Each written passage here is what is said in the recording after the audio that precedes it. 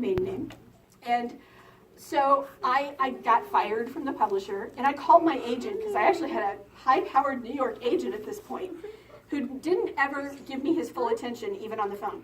And so he was typing away, probably an email to someone else while talking to me. And I was crying into the phone about how I'd gotten fired from the publisher. And I said, what do I do now? And he said, oh, that, change your name. He didn't even stop typing. He just kept on.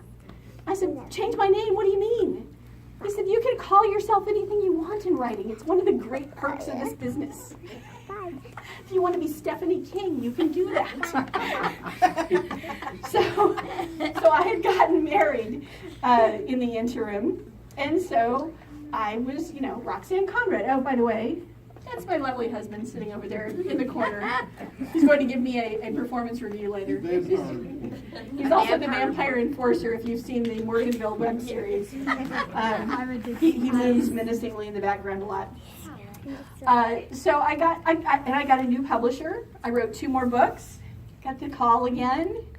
We really like you, but we can't sell your books. So I called my agent and I said, so I just changed my name again, right? And he was like, maybe not so much. I'm not sure that maybe what you're writing is really saleable at this point.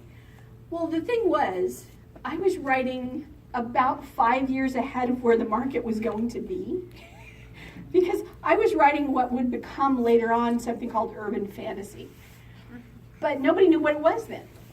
And so I kind of had a period of 2 or 3 years where I didn't do much, wrote a lot of short stories, cried. But I finally came back and said, look, I want to write 1 more book, just 1, and then I'm going to quit. My timeline during this period every year said, and then I quit writing forever. And I wrote a book that became something called Ill Wind, which was the first book of my Weatherboarding series. And that was the first book that my new agent, because I got a new agent, she was lovely, said, I can sell this in 2 weeks. She actually beat that time. She sold it in about a week to Penguin Random House. It was just Penguin then. And they called me and they said, we really love this, but we can't publish it under your name because your name is really kind of box office poison right now. So I said, okay, well, I'll pick another name.